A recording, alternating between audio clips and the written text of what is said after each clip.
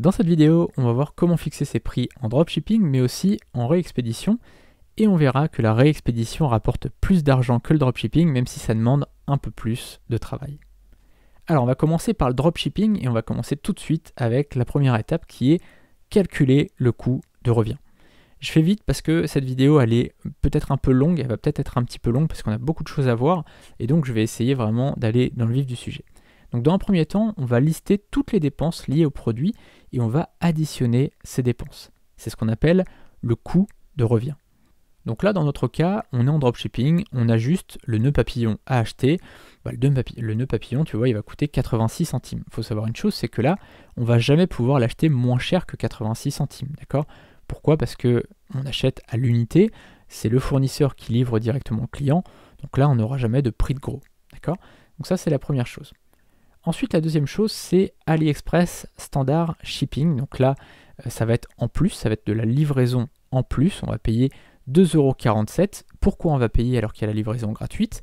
C'est pour une raison simple. C'est que sur AliExpress, si tu ne payes pas, si tu as juste la livraison gratuite AliExpress, tu vas recevoir le produit sous entre 21 jours et 39 jours. Ça veut dire quoi ? Ça veut dire que le client va recevoir au bout de 3 semaines minimum. D'accord ? Minimum, 3 semaines minimum. Donc t'imagines un petit peu qu'au bout de 3 semaines ou 4 semaines, le client il va commencer à s'impatienter, il va commencer à t'envoyer des messages, il va commencer à demander le remboursement, il va commencer à avoir peur en fait de ne jamais recevoir le produit, et donc ça va poser problème. Nous, ce qu'on veut évidemment, c'est d'éviter les problèmes, c'est d'éviter d'avoir des contacts avec les clients parce que ça nous fait perdre du temps, tu vois, tout simplement. Et donc ce qu'on veut, nous, c'est que le client il reçoive assez rapidement sa commande. Donc nous, ce qu'on va faire, c'est qu'on va prendre AliExpress Standard Shipping, et les gens vont recevoir en 14 jours maximum leur commande.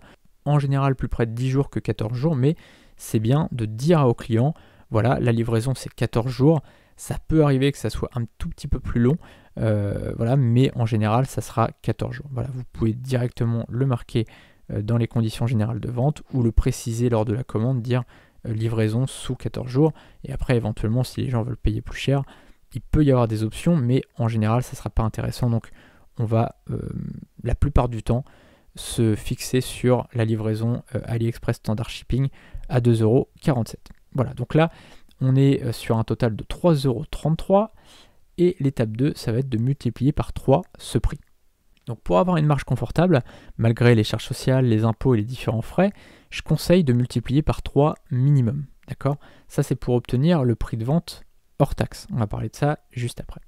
Donc il faudra ensuite ajouter 20% pour avoir le prix de vente TTC, c'est-à-dire toute taxe comprise, sachant que la TVA elle est actuellement de 20% en France. Donc le taux de TVA il dépendra du pays de l'acheteur, mais ce sera rarement au-dessus de 20%. Il y a juste en Belgique et en Allemagne, je crois, où c'est plus que 20% de souvenirs. En tout cas en Belgique c'est sûr, c'est 21%, mais en tout cas dans la plupart des pays ça sera moins de 20%. Et ça, à noter aussi que si tu es micro-entrepreneur, auto-entrepreneur, tu n'as pas de pourcentage de TVA. Au niveau du coût de revient, donc imaginons que le coût de revient, ça soit 10 €. On multiplie par 3, d'accord, pour avoir le prix de vente hors taxe. Donc là, on a 30 € de prix de vente hors taxe. Ensuite, on ajoute 20%, ça nous fait donc 36 € de prix de vente TTC, d'accord, toute taxe comprise. Ok ? Donc là, jusque-là, je pense que c'est plutôt simple. Et dans notre exemple, nous, le coût de revient qu'on avait calculé, avec le prix du nœud papillon plus la livraison, ça nous faisait 3,33 €. D'accord ? Donc on multiplie par 3, ça nous fait 9,99 €, et on ajoute 20%, ça nous fait 11,99 €. Donc là, c'est le prix de vente TTC, c'est le prix de vente auquel on pourrait vendre sur notre site. Mais on a l'étape 3 qui est d'arrondir à 7 ou à 9. Alors tu vas me dire, c'est quoi ça encore ? C'est tout simple. On ferait plus de ventes en augmentant les prix. Alors tu vas me dire, c'est complètement contre-intuitif. En général, on apprend en école de commerce que si on augmente les prix, on fera moins de ventes. Si on baisse les ventes, enfin tu vois, c'est n'importe quoi. Ce que tu as appris, si jamais tu as fait une école de commerce, tu l'oublies, ça sert à rien.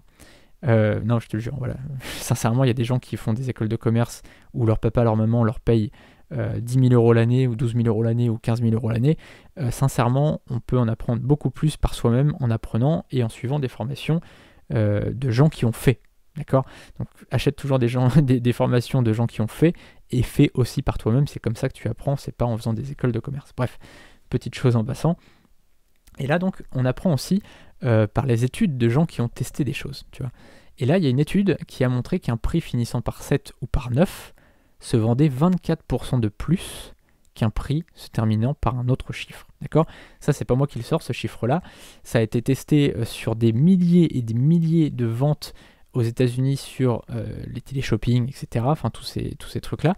Et en fait, à chaque fois qu'un prix finissait par 7 ou par 9, il se vendait 24% en moyenne de plus. Tu vois, donc c'est absolument énorme. Si aujourd'hui, voilà, tu fais un certain nombre de ventes avec un prix qui finit par un 4 ou par un 2 ou par un 0 par exemple, bah, tu feras certainement 24% de ventes en plus juste en changeant ton prix et parfois en augmentant ton prix.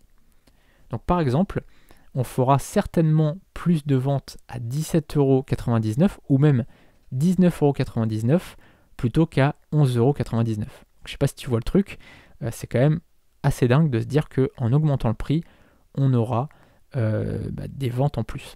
Après, c'est pas vrai si par exemple je te disais on fera plus de ventes à 29 qu'à 11,99€. Non, parce qu'en fait il y a des paliers. C'est-à-dire que quand tu passes une dizaine, là il y a psychologiquement les gens se disent ah oui on est quand même sur une dizaine en plus. Tu vois. Par exemple, on va pas, tu vois, dès lors que ça va franchir 20€, on va pas dépenser l'argent de la même manière. Tant que ça reste dans la dizaine, on va pas dépenser l'argent de la même manière que quand c'est dans la vingtaine, quand c'est dans la trentaine, la quarantaine, la cinquantaine, etc. Cette vidéo est un extrait de ma formation « Vivre du dropshipping en 7 heures par semaine ». Dans cette formation, on verra comment gagner sa vie avec un site e-commerce, sans Shopify, sans pub Facebook, sans stock ou avec un mini-stock, et sans connaissances techniques. Dans la description, tu auras un lien vers la page de présentation de cette formation. Et en bas de page, tu auras un formulaire de contact pour me poser toutes tes questions. A tout de suite sur la page de présentation.